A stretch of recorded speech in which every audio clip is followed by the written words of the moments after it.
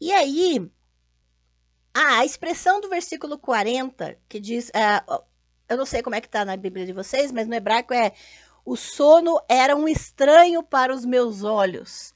A expressão em hebraico é: o sono era estranho para os meus olhos, que era típico da representação da insônia. Tá? A insônia era expressada dessa forma. E eu acho muito interessante a forma como o hebraico expressa de forma tão concreta as circunstâncias, se referindo às partes do corpo, né? Porque a insônia não é algo abstrato. É o sono fugindo dos olhos. É algo bem concreto. E isso é típico do hebraico bíblico. Uma linguagem extremamente concreta, tá? Então, a gente tem que fugir um pouco das abstrações sobre insônia, psique, essas coisas todas, tá bem?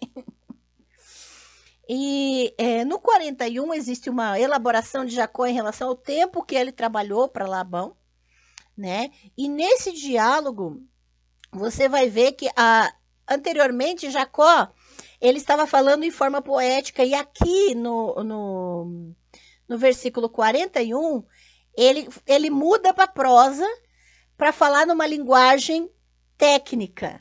Agora vem o Jacó calculista, que aquele Jacó que pensa bem no que ele vai dizer, e aí, como ele muda para prosa, ele consegue repetir textualmente as palavras que ele usou no diálogo com as esposas anteriormente, quando ele estava falando que Labão trocou o salário dele 10 vezes. Então, as palavras são as mesmas. Aquilo que ele falou quando chamou as esposas num canto para falar com elas, ele repete frases inteiras aqui nesse contexto para Labão. Tá? Então, é quase uma repetição mesmo do diálogo para chamar a atenção de Labão. Tá? E no 42 tem uma expressão que é como se eles estivessem no tribunal. A linguagem de Jacó tem muito a ver com uma justificação legal de que ele foi.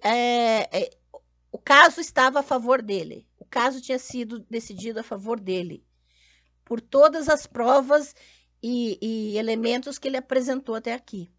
Então, linguisticamente, é como se Jacó estivesse elaborando, como se ele fosse um advogado, ele estivesse elaborando a sua defesa, para justificar que ele realmente tem direito ao que ele está falando.